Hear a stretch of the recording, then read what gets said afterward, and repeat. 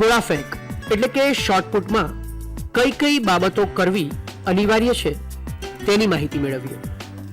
સૌપ્રથમ શરીરને સામાન્ય કસરતો દ્વારા ઉષ્મા પ્રેરક કરવું, ત્યારબાદ રમતને લગતી ખાસ કસરતો કરવી જોઈએ.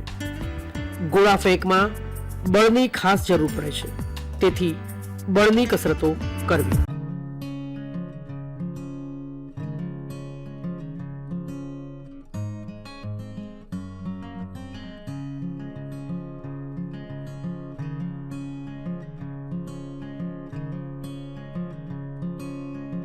ગોળા ફેંકના તમામ કૌશલ્યો ક્રમશઃ પગથિયા મુજબ શીખવા એટલે કે સ્ટેપ બાય સ્ટેપ શીખવા.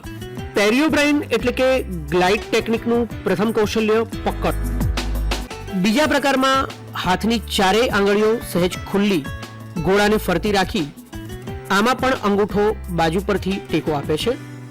ગોળો આંગળીઓના ટેરવા ઉપર પકડેલો હોય છે. ત્રીજા પ્રકારમાં મજબૂત હાથની આંગળીઓનો પ્રસાર વધારે હોય છે અને ગોળાને સહેજ આંગળીઓના પાયા ઉપર રાખવામાં આવે છે.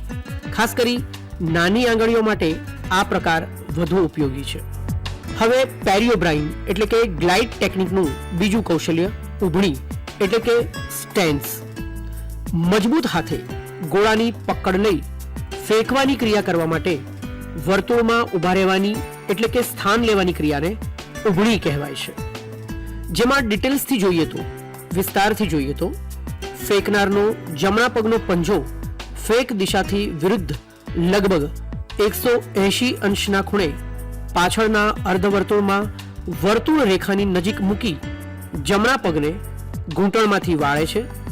ડાબા પગને પણ ઘૂંટણથી સહેજ વાળેલો રાખી જમણા પગથી 25 થી 30 સેન્ટીમીટર દૂર રાખવામાં આવે છે, જેથી ડાબા પગનું તળિયું અને પીઠ ફેંક દિશા તરફ રહે છે. હવે ત્રીજું કૌશલ્ય સ્થિતિ વિશે વાત કરીશું. સ્થિતિની અંદર ડાબા પગને ઘૂંટણમાંથી વાળી જમણા પગની નજીક લાવવામાં આવે છે. શરીરને પણ ધડ આગળ નમાવી જમણા પગ તરફ તૂટિયું વાળેલી સ્થિતિમાં લાવવામાં આવે છે અને સમતુલા જાળવી રાખવા માટે જમણા પગને ઘૂંટણમાંથી વાળી જમીનની નજીક લઈ જવામાં આવે છે. હવે પેરિયોબ્રાઇન એટલે કે ગ્લાઇડ ટેકનિકનું ચોથું કૌશલ્ય એટલે સરક. ડાબા પગને પાછળથી આગળ લાવતા જમણા પગને જમીનથી ઊંચે લીધા વિના ફેંક દિશા તરફ સરકની ક્રિયા કરવાની હોય છે. જમણો પગ વર્તુળના મધ્યબિંદુની નજીક આવતા પાંચમા કૌશલ્ય ફેંકની ક્રિયા શરૂ થાય છે. ફેંકની ક્રિયામાં જમણા પગને જમીન સાથે દબાણ દ્વારા ઘૂંટણમાંથી સીધો કરતા શરીરના ઉપરના ભાગમાં ગતિ આવે છે. ધડને આગળની બાજુ લેતા ડાબા હાથને કોણીમાંથી અડધો વાળી નીચેથી પાછળ લેતા જમણા ખભાને ઝડપથી વેગ મળતા જમણા હાથે ગોળો ફેંકવાની ક્રિયા કરવામાં આવે છે. છેલ્લે કાંડાના ઝટકા અને આંગળીઓના ધક્કાથી ગોળો દૂર ફેંકાય છે. અને હવે પેરિયોબ્રાઇન એટલે કે ગ્લાઇડ ટેકનિકનું છઠ્ઠું અને છેલ્લું કૌશલ્ય એટલે પગ બદલ ચેન્જ ઓફ લેગ્સ. ફેંક અને છૂટની ક્રિયા વખતે શરીરની ગતિ આગળની તરફ હોય છે. તેને રોકવા અને શરીરનું સમતોલનપણું જાળવવા પગ બદલ કરવામાં આવે છે. આ વખતે જમણા પગને અટકણ પાટિયા નજીક મૂકી ડાબા પગને પાછળ જમણી તરફ ઝોલો આપી કમરની ઊંચાઈએ લઈ જવાય છે. આ સમયે જમણો પગ સહેજ ઘૂંટણમાંથી વળેલો રહેશે. ગોળો ફેંકતી વખતે યોગ્ય ખૂણે ગોળો ધકેલવો.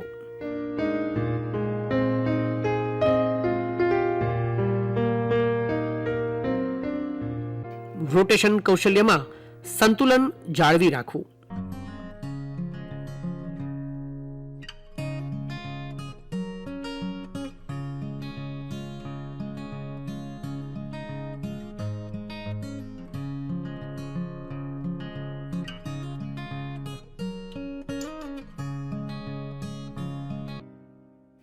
યોગ્ય કોચ પાસેથી જ તાલીમ લેવી.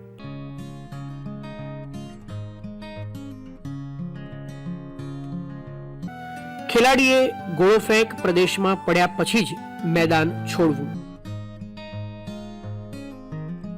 ખેલાડીનું નામ અથવા નંબર બોલાયા પછી જ 60 સેકન્ડ્સમાં ગોળા ફેંકની ક્રિયા પૂર્ણ કરવાની રહેશે.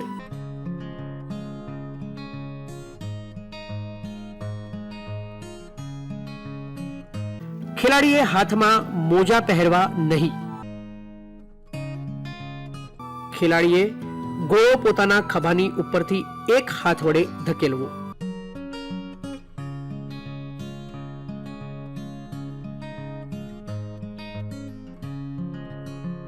ખેલાડી ગોળો ધકેલતી વખતે મેદાનના અંદરના ભાગને અડકી શકે છે.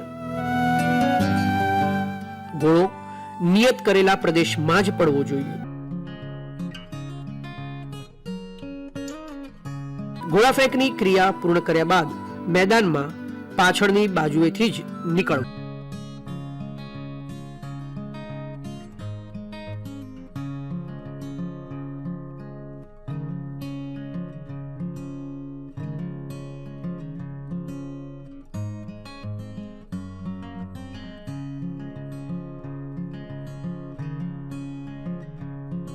ગોળા ફેંક એટલે કે શોટપુટમાં કઈ કઈ બાબતો ના કરવી તેની માહિતી મેળવીએ.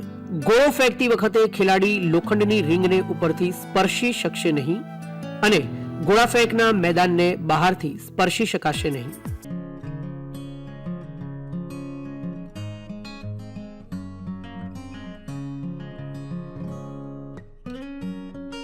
ગોળાને 34.92 ફેંક પ્રદેશની બહાર ફેંકવો નહીં અને લાઈન ઉપર પણ ફેંકવો નહીં. ગોળો મેદાનમાં પડ્યા પછી જ ફેંક પ્રદેશ છોડવો.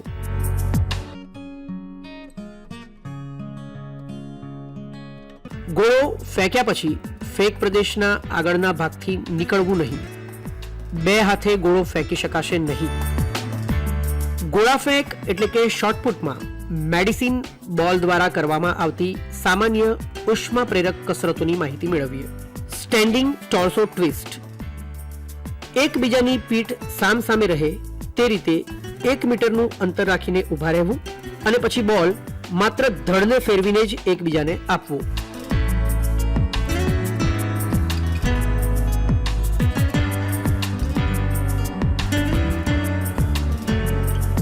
Hamstring curls. જમીન ઉપર ઊંધા સૂઈ જવું.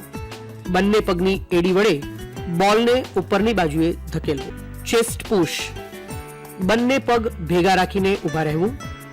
બંને હાથ દડાની પાછળ અને કોણી બહારની તરફ રાખવી. એક ડગલું આગળ વધી દડાને ઉપરની તરફ તમારા પોતાના સાથી તરફ દડો ફેંકવો.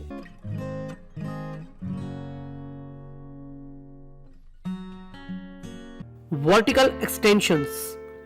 એકબીજાની પીઠ સામસામે રહે તે રીતે 60 સેન્ટીમીટરનું અંતર રાખીને ઊભા રહેવું. દડો માથા પરથી પસાર કરવો. બંને ઘૂંટણની વચ્ચેથી બોલને પસાર કરવો.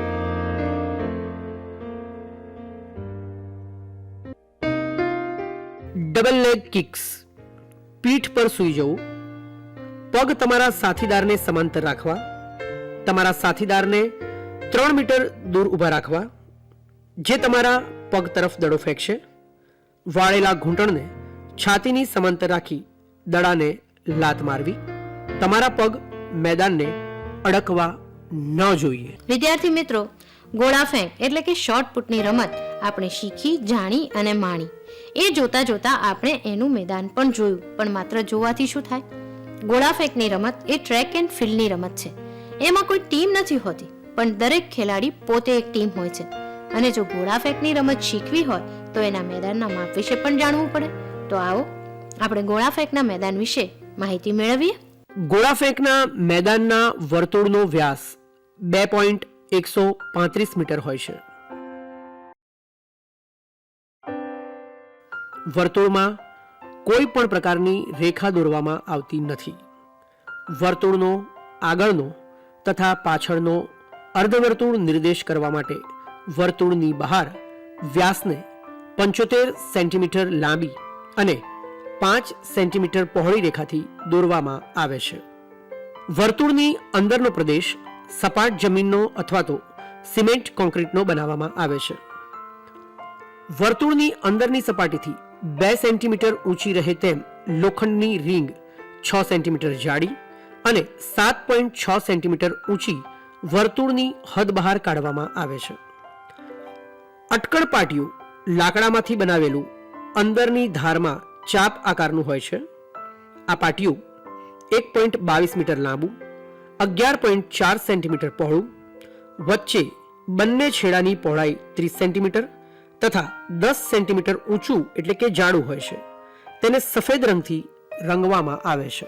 ગોળાફેંકના મેદાનનો પ્રદેશ એટલે કે ફેંક વિસ્તાર વર્તુળના મધ્યબિંદુથી 34.92 અંશના ખૂણે બે રેખાઓ દોરીને બંને રેખાઓને છેડે ધ્વજ રોપવામાં આવે છે. આ રેખાઓ ઉપર દુનિયાનો શ્રેષ્ઠ આંક તથા સ્પર્ધાનો શ્રેષ્ઠ આંક દર્શાવતા અંતર પર ધ્વજ રોપવામાં આવે છે.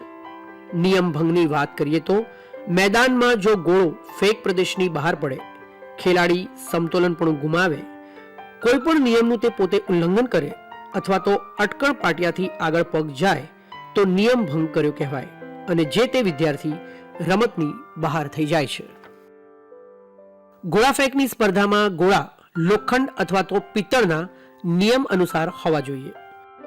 સબ જુનિયર ભાઈઓ માટે 5 કિલોગ્રામ વજનનો ગોળો સ્પર્ધામાં ઉપયોગમાં લેવાય છે.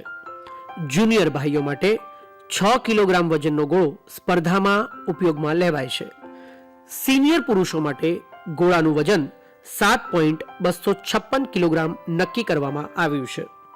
બહેનો માટે ગોળાનું વજન 4 કિલોગ્રામ હોય છે. ગોળાફેંકની સ્પર્ધા યોજવા માટે યોગ્ય વજનના ગોળા, પરિણામ પત્રક, માપપટ્ટી, દોરી અને ચૂનાની જરૂર પડે છે.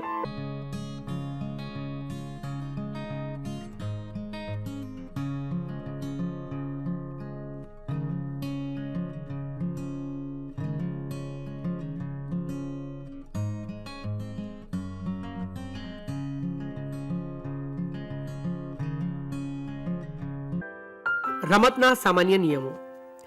પ્રમાણિત ગોળાઓ જ સ્પર્ધામાં ઉપયોગમાં લઈ શકાય. હરીફે છાતી અને પીઠ પર ચેસ્ટ નંબર લગાડવો જોઈએ.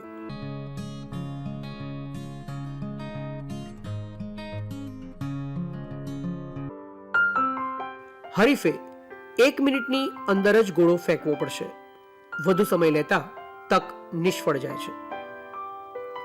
જો સ્પર્ધામાં 8 કરતા વધુ હરીફ હોય તો દરેકને 3 તક આપવામાં આવે છે. તેમાંથી ઉત્તમ 8 જણને બીજી 3 તક આપવામાં આવે છે. 8 કરતા ઓછા હરીફ હોય તો દરેકને 6 તક આપવામાં આવે છે. ફેંકની શરૂઆત કર્યા પછી અટકળ પાટિયાની ઉપરની બાજુથી ફેંક પ્રદેશને કે ફેંક વર્તુળને શરીરના કોઈ પણ ભાગથી અડકશે તો તે તક નિષ્ફળ ગણાશે. ગોળા ફેંકમાં ગોળો ફેંક પ્રદેશમાં પડે છે ત્યારે જ તે સાચી તક ગણાય છે. સ્પર્ધક ગોળો ફેંક્યા પછી જ્યાં સુધી ગોળો ફેંક પ્રદેશમાં પડે નહીં ત્યાં સુધી તે સ્પર્ધક મેદાનની બહાર નીકળી શકે નહીં. ગોળા ફેંકની સ્પર્ધા માટે વિદ્યાર્થીઓએ સમય મળતા જ મેદાનમાં કે નદીની રેતીમાં કે ખેતરોમાં દોડ, કૂદ અને ફેંકની પ્રવૃત્તિઓનો અભ્યાસ કરવો જોઈએ.